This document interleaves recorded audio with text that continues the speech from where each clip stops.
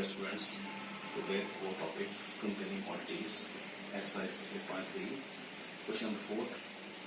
So question number 4 आपके पास है. I borrowed 12,000 from Jamshed at 6% per annum, simple interest for 2 years. So dear students, कहते हैं कि मैंने जो जमशेद से 12,000 रुपये लिए हैं 6% पर एनम के हिसाब से, और मैंने सिंपल इंटरेस्ट उसको मैं पे कर रहा हूँ 2 साल के बाद. So had I borrowed this sum at 6% per annum compound interest, what extra amount would I have to pay? So कहते हैं स्टूडेंट्स कि अब मैंने यही पैसे जो हैं वो सेम अमाउंट जो है वो 6% पे लिया हुआ है, और जो उसका टाइम है, टाइम पीरियड भी सेम ही है. तो अब बताओ मुझे, अब ये बताओ कि अगर मैं उस फर्स्ट केस में सिंपल इंटरेस्ट कैलकुलेट करेंगे उसी अमाउंट पे, और दूसरे केस में कंपाउंड इंटरेस्ट कैलकुलेट करेंगे, बताओ किस केस में मुझे ज्यादा पैसे उसको देना पड़ेंगे. क्वेश्चन हमारे पास ये है कि इन द फर्स्ट केस हमने जो है उसके ऊपर सिंपल इंटरेस्ट कैलकुलेट करना है, और सेकंड केस में हमने कंपाउंड इंटरेस्ट कैलकुलेट करना है. सेम अमाउंट जो हमारे पास दिया हुआ 12,000, तो उस पर हमने बताना है कि किस केस में हमें जो है ज्यादा पैसे पे करना पड़ेंगे. तो किस तरह से करेंगे डियर स्टूडेंट्स. लास्ट क्वेश्चन भी हमने इसी पैटर्न में किया था, तो मैं आपके साथ डिस्कस करता हूं. हमारे पास केस 1, तो इसमें देखिए स्टूडेंट्स प्रिंसिपल क्या है हमारे पास. प्रिंसिपल अमाउंट जो है ₹12,000. फिर स्टूडेंट्स टाइम पीरियड जो है, टाइम पीरियड टी जो नोट करते हैं हम वो 2 इयर्स है, और रेट ऑफ इंटरेस्ट जो है, rate of interest R is equals to कितना दिया हुआ है 6%. सो देयरफॉर फर्स्ट हमें सिंपल इंटरेस्ट कैलकुलेट करना है. SI simple interest is equal to P into R into T over 100. तो डियर स्टूडेंट्स, आप लोगों ने जब प्रिंसिपल यहाँ से कैलकुलेट करेंगे, प्रिंसिपल आपके पास क्या है 12,000, और रेट आपके पास रेट ऑफ इंटरेस्ट है 6%, टाइम आपके पास 2 इयर्स और अपॉन 100. सो यहाँ से आप कैलकुलेट करेंगे, आ जाएगा आपके पास सिंप्लीफाई करके आ जाएगा आपके पास 1,440. सो डियर स्टूडेंट्स, ये आपके पास आ जाएगा रुपीज में सिंपल इंटरेस्ट, रुपीज 1,440. अब केस सेकंड में आप कैलकुलेट क्या करना है, कंपाउंड इंटरेस्ट. तो केस सेकंड क्या हो जाएगा हमारे पास, केस सेकंड आपके पास केस सेकंड क्या है, इसमें प्रिंसिपल सेम है, प्रिंसिपल जो है हमारे पास सेम है. P is equals to rupees 12,000, rate of interest जो है R is equals to rate of interest 6%, time जो है एंड से नोट कर लेंगे यहाँ पे हम. तो रेट ऑफ इंटरेस्ट टाइम जो है हमारे पास 2 इयर्स ही है. तो डियर स्टूडेंट्स, अब हमने क्या निकालना है, अमाउंट इज इक्वल्स टू, तो यहां से आ जाएंगे हम, amount is equals to P into 1 plus R upon 100 is to power 2 is to power n.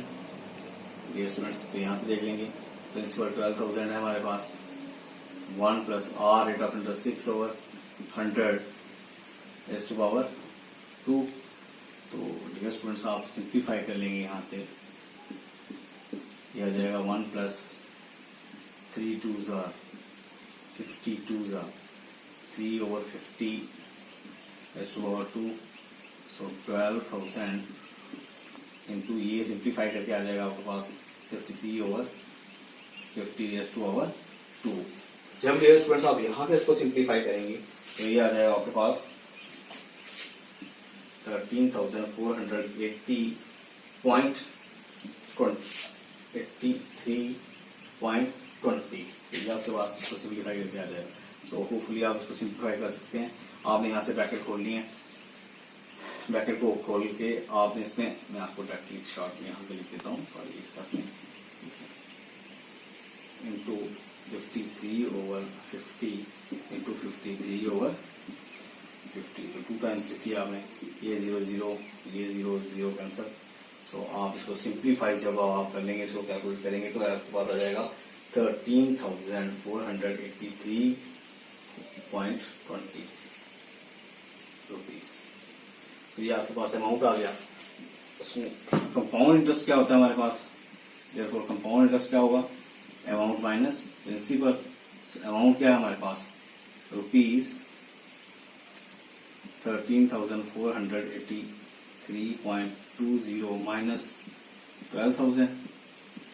अब यहां से डियर स्टूडेंट्स जब हम माइनस करेंगे ये आएगा हमारे पास, हम माइनस कर लेंगे 203,841, ये आ जाएगा आपके पास 1,483। सो डियर स्टूडेंट्स अब यहां से देखिए हम किस केस में ज्यादा पैसे उसको पे करना पड़ रहे हैं, हमने देखा तो हम इन द सेकंड केस उसको जो है अमाउंट ज्यादा पे करना पड़ रहा है। इन द सेकंड केस हम लिखेंगे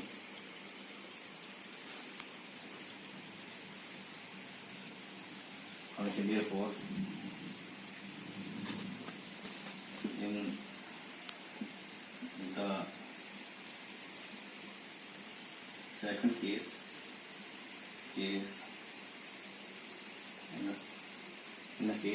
in the second case I paid more amount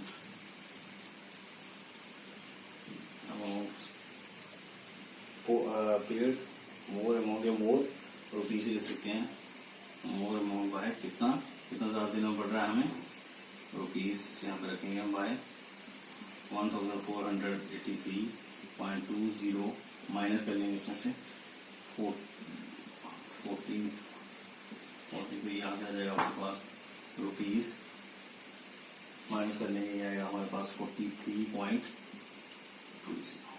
इतने पैसे जो है हमें सेकंड केस में सारा देना पड़ेगा। सो डियर स्टूडेंट्स ये आपका क्वेश्चन नंबर 4 था। तो अब मैं आपके साथ क्वेश्चन नंबर 5 डिस्कस करूंगा इसके साथ। Dear students question number 5, Vasudevan invested 60,000 at an interest rate of 12% per annum compounded half yearly. What amount would he get after 6 months after one year? So dear students, Vasudevan कोई लड़का है, तो यहाँ कोई नाम कोई भी हो सकता है, नाम से कोई वो नहीं है। वो कहते हैं कि वो इन्वेस्ट कर रहा है, कितने पैसे मतलब जमा करवा रहा है, खर्च कर रहा है वो 60,000 का वो इन्वेस्ट कर रहा है। उसको रेट ऑफ इंटरेस्ट क्या बोला उन्होंने 12%, लेकिन इंटरेस्ट रेट जो है वो कैलकुलेट करेंगे compounded half yearly.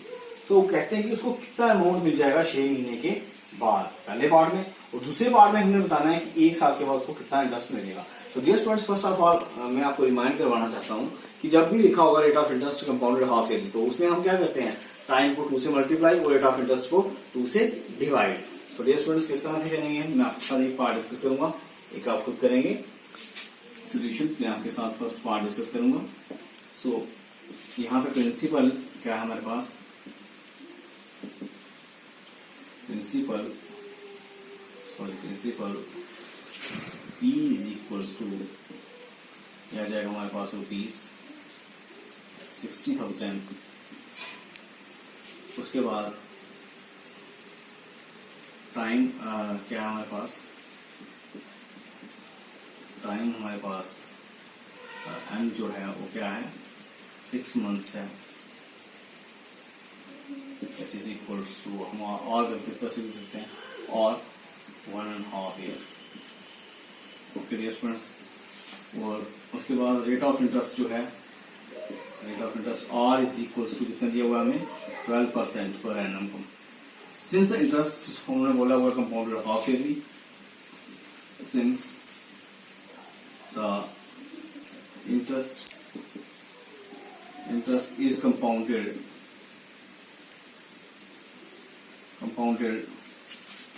half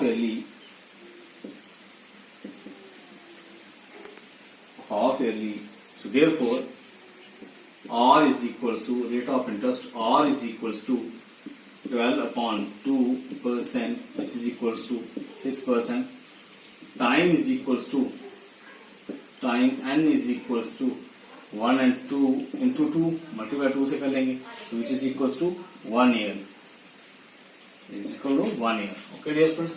So therefore amount is equals to amount A is equals to P into 1 plus R upon 100 raised to the power n.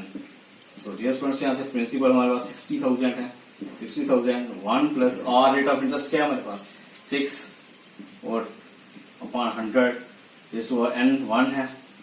So dear students हमारे पास आया 60,000. यहां से आप देखिए डियर स्टूडेंट्स हमारे पास आ जाएगा, ये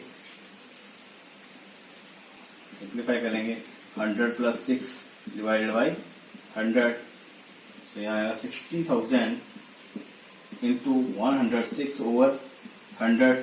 सो डियर स्टूडेंट्स यहाँ से आप सिंप्लीफाई कर लेंगे, ये 2 0 कैंसिल हो जाएंगे.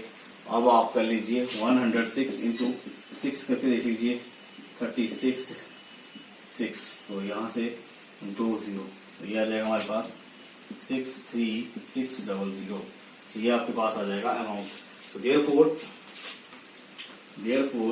the amount he get after 1 year, after 1.5 year, half year is equals to कितना हो जाएगा वो ₹63,600. So similarly dear students, आप जो सेकंड पार्ट खुद से ट्राई करेंगे. नेक्स्ट क्लास में क्वेश्चन नंबर 6 पे मूव करूंगा. आज के लिए मैं यही छोड़ रहा हूँ और आपके लिए जो पार्ट है वो ऐसे होम टास्क रहेगा. तब तक के लिए गुड बाय.